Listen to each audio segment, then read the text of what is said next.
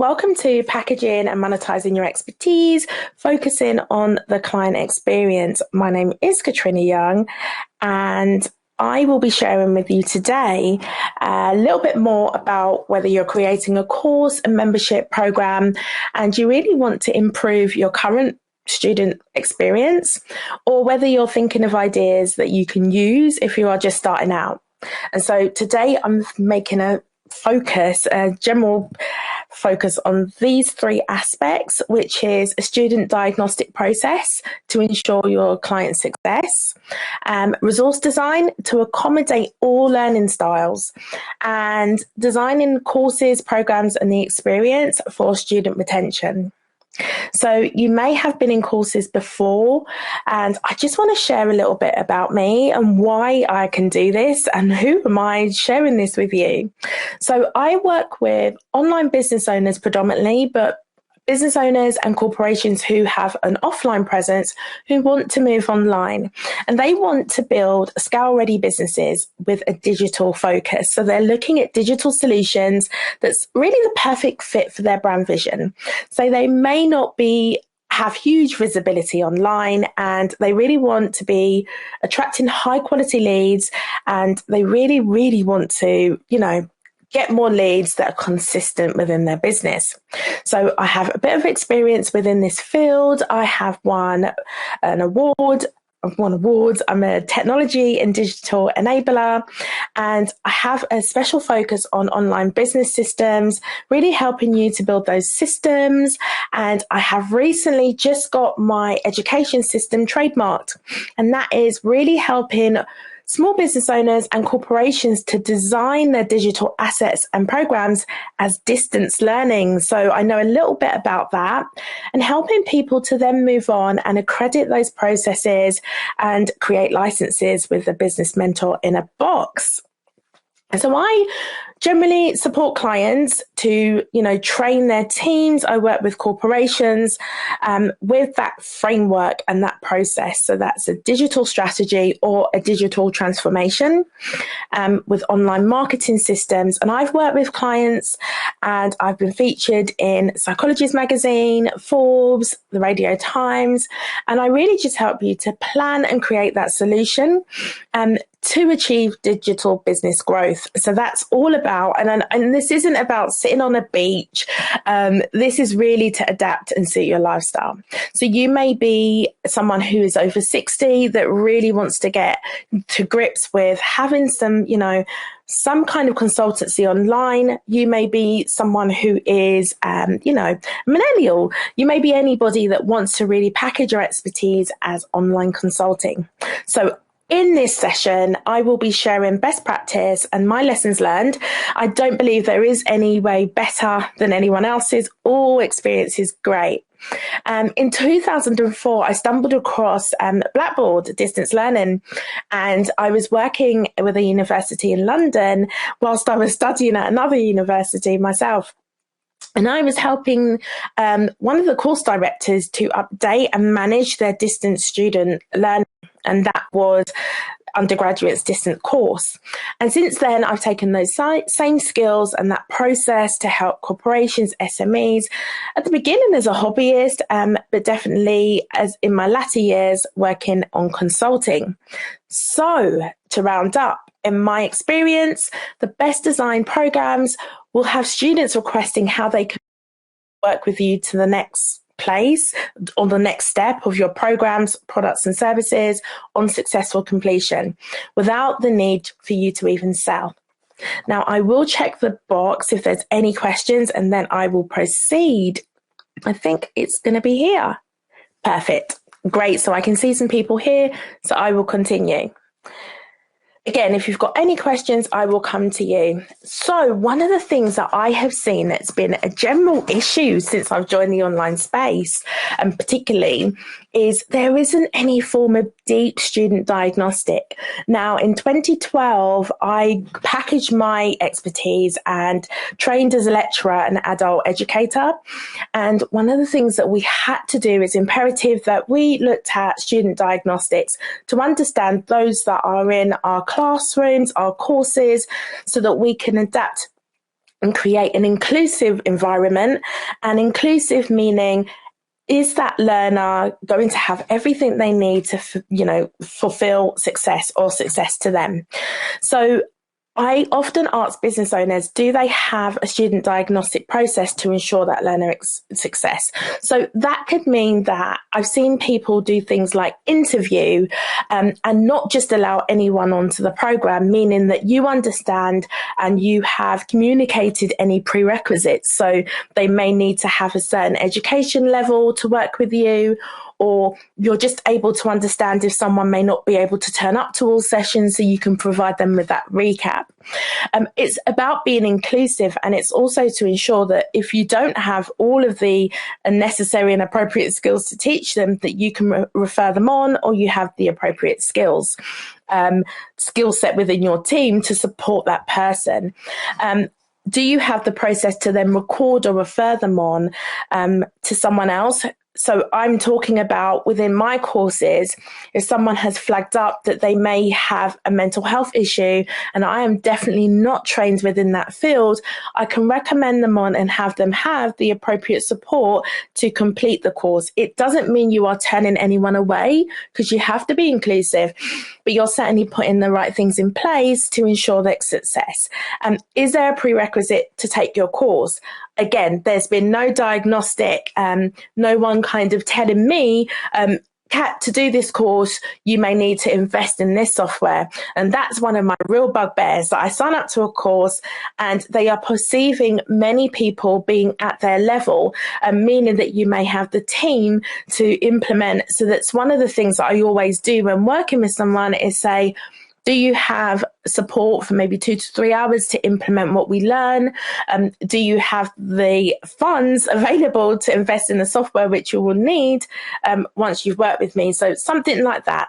Think about your course, think about your program, and just add it as like a Google Forms. Something as simple as that, that just lets them know the diagnostics. So diagnostics meaning that you are taking them through the steps and the things that they will need to complete your course. And then now it is becoming the law. And I think there's a lot of websites that are not inclusive and they don't have accessibility. But have you taken inclusive and diverse things into consideration?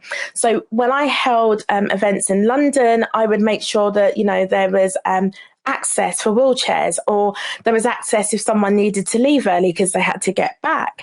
And have you taken into account assistive technology, as well as people using mobile devices, or even people having slower networks during this time? So I came on a couple of times because we're home learning and some people don't have access to the internet. So really important to think about technical considerations. And another thing that sounds so daft and most people think, actually, it's not my problem, but it is have you checked that people can actually access the programs? There's this massive thing with a new social media platform called Clubhouse, and many people are complaining that it's only available on one platform. So, are you not being inclusive? Are you offering fear of missing out, or are you making sure that you're thinking about everybody? So the next step I want to look at is designing courses and programs and the experience for student retention. So usually people are thinking about getting people in the course, selling their products, selling their toolkits, whatever you be, and that's it. You deliver, you go through all that laborious kind of work, and it's just the launch. But I want you to think about that continuity with that person that you've touched. And actually, that's just the beginning of the cycle in the customer product suite for them and for you. So when we're thinking about student experience, we want to be thinking about things like providing an informative onboarding opportunity. So I was thinking about doing some PR with a company, and they had this experience, which is the membership tour. It was awesome. And I'm certainly making sure that I go that deep into my program. They showed people the different topics, the modules, and what they could expect whilst being on the program. Do you provide a feedback loop to support successful completion? So I've certainly been in massive masterminds and courses where I've been taking part, and I've certainly just felt like I have just, I've just not even been seen. And I know that sometimes people talk about paying to play, but I think it's really important if you touch someone and they know that you are actually with them, they understand that they're in your program, they feel like they're a stakeholder. And for me, what I've done is create a student bot. So the student bot allows them to kind of go away to the side, and you don't have to do that. You may have a forum, you may have a member of your team. It could be something as simple as just a support email that says, if you're having these issues, please email us, with this being your email subject heading. And do you design inclusive curriculum? Now, I know that sounds crazy, but is it inclusive for them? Meaning, do you tell them if this doesn't help you, we've got additional support that can help you? Sometimes when I've worked with clients who've done evaluation, there's been feedback such as, it just didn't feel for me at my business level as a beginner. So just communicating and letting them know, you know what, this can be inclusive for you to embed within your module. So what will this look like? If you've done a PDF and it's a resource, you might embed a link to the website on additional materials, something that's inclusive for everybody, as well as making sure that your graphics and your images are inclusive. So they're showing people at varying levels, people of all abilities and disabilities, and people of all races and social classes.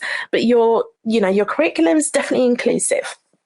You're providing feedback, referral support. So again, if you can't help them and you've got to that point, you might have a directory or recommended suppliers. So I have people I work with, and I'm like, that's not my area, but this is someone that I work with.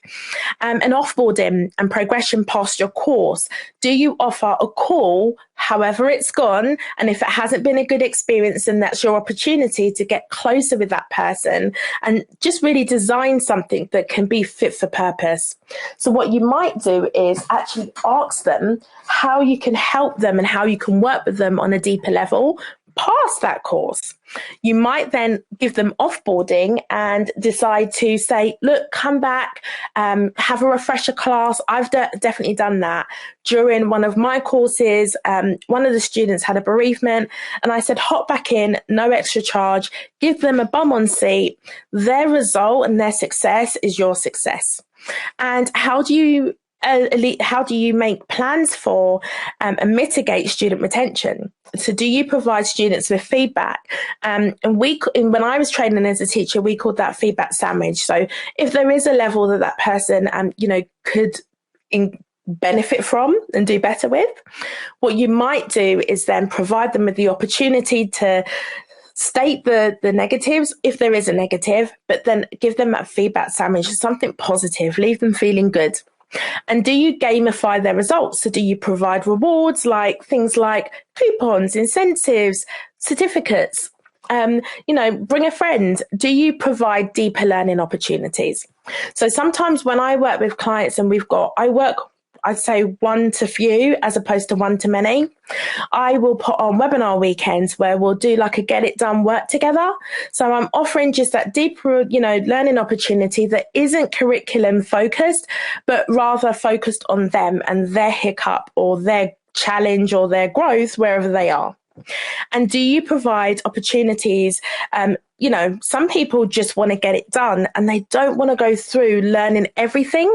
So for me, what we've been doing is I've been working with a lawyer recently to really white label the business. I did Business Mentor in a box so that they literally get that box to set the business up, which means that they're moving past any haphazard mistakes or anything that can hold them up. And that, they'll be an ongoing client for you. And a lot of business owners don't think like that. But if that person works closely with you and is a champion for you, they're more likely to stay with you than you having to acquire a new customer. And do you provide career paths? So do you provide accreditation, another champion of you, your business and your course, and certification? So gamifying that experience is really like, as I said, rewarding them and letting them know there's badges that you can create. We use a tool called Accredible, and that plugs into things like Thinkific, so your learning management system. And you can add integrators so that if they move past a course, they will then be presented with this badge or a certificate. And have you communicated what the success path is to students? Now, I know it sounds stupid, but I do say to clients, it's really important to just create a PDF brochure that lets them know, number one, you can work with me on a free masterclass. Number two, you can come and I'll invite you to work maybe on a strategy call or deeper. How do you communicate this? It sounds daft, but not many of us do that. People kind of come along to the course and you have people of all different learning styles. And there are some people that would take you at your word at every section. And if you do not communicate this, they won't know. So ways that we've done it before is just adding a button on the learner management system saying, why not book a call to see how you can work deeper with us? So just let them know the next step goals. Now, another thing is equipment. Do your students have access to the equipment that they're going to need? Number one, are they able to use the equipment? So one of the things that we've done is just embed a knowledge base that gives them some support. So if you are using something like Kajabi, a lot of the kind of tickets that I've seen sometimes with clients is people talking about the software, which isn't down to them. So we've just added the step that if they're having a problem with the software, they can contact, the actual user of that software or equipment, but make it really obvious. I'm now going to just double check to see. Oh, thank you so much, Sarah. I love it. Thank you so much. And that really does help. Okay, so resource design to accommodate, I'm just double checking I've done it. Yeah. So resource design to accommodate all learning styles. So when I kind of joined the online space, everyone was thrown into this room in an online space, and it honestly felt like an echo chamber. I remember at the time, I'm a terrible introvert, and you see people who are so bold and who post things, and you might just be, sitting there in the background. So one of the important things to do when you are doing that is to think about your own experience being in that kind of learning class. So you may have gone to college, and particularly when we're in a digital environment, you want to think about resources to accommodate all your learners. So we're looking here at 4 areas. So that's the visual, colours and designs, auditory, reading and writing, and kinesthetic. So, of course, depending on what you are packaging in your program or course, you may not be able to do all of these things. But if you are designing materials, you want to make sure that there are accessible plugins and referrals for those with impairments. I know not a lot of people think like that, but what we've noticed is that people will literally just not engage. They will go away because that's not for them. I was on Clubhouse the other day teaching, and a lady came on and she spoke about the fact that she had turned blind, and she was ill, and she was trying to learn in online courses and no one had accommodated her. I don't know when they will enforce the law, but they are saying that all websites do have to have accessibility.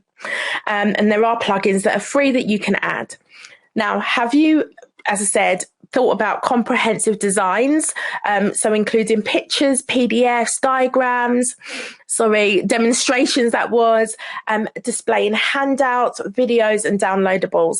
So sometimes I've done online courses, it doesn't allow me to download the video.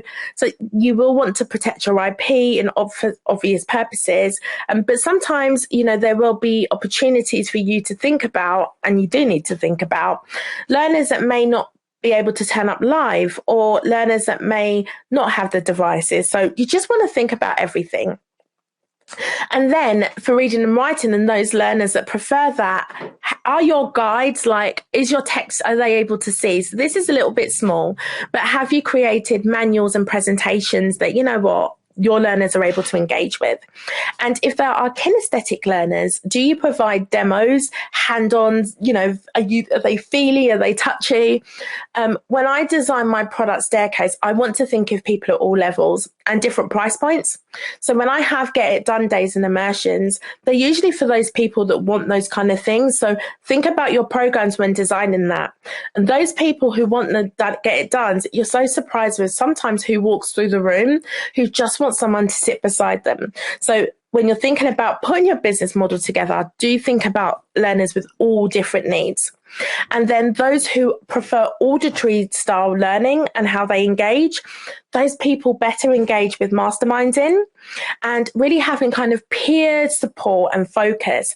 And then do you then quiz those people and ask for formal summaries just to anchor the learning? So at the end of the session, you might say, hey guys, just want to double check what you learned. Who learned this? Do we want to go around in groups? And I've always found it's really great icebreaker and people get so close by the end of those sessions. Now, I've mentioned technology, but as I said, just to make sure that your learners have access to all devices and learning. Now, feedback loops are so important.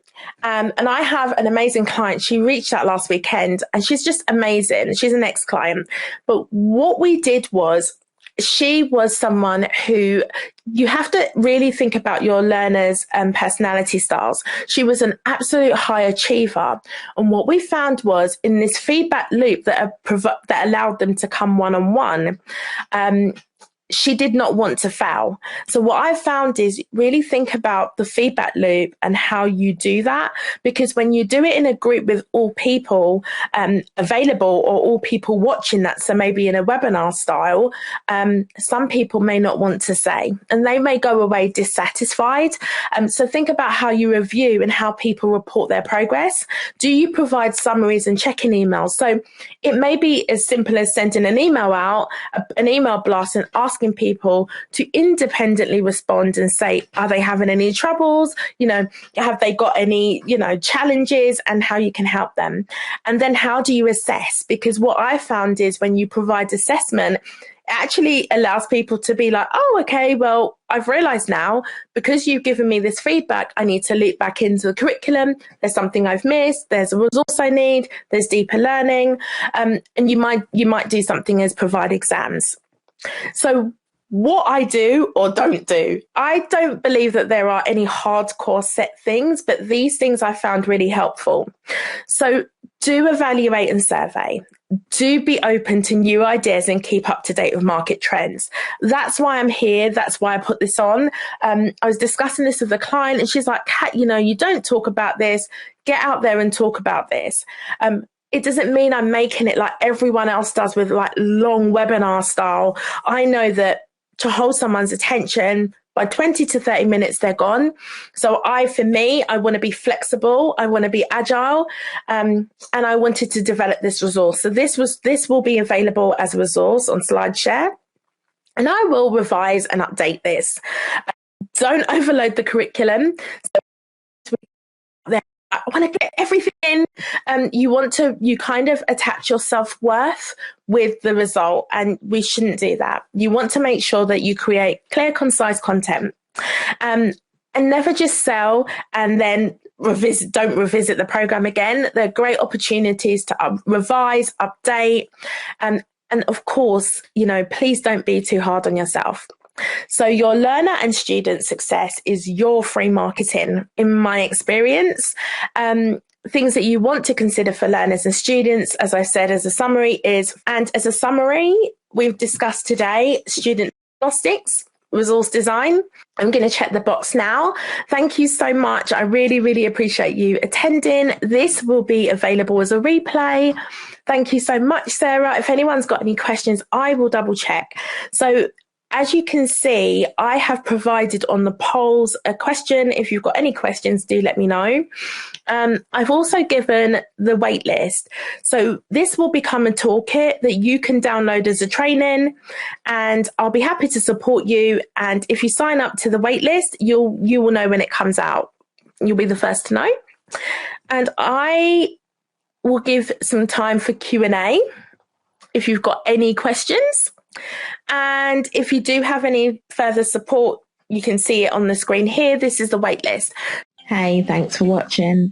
Now remember, on this channel, I share all tips, tech, marketing, business, sales funnels, lifestyle, everything to help you to start, grow, and scale your business. Thanks for your time. And again, if you would like any topics, do not hesitate to contact me below. Thanks again.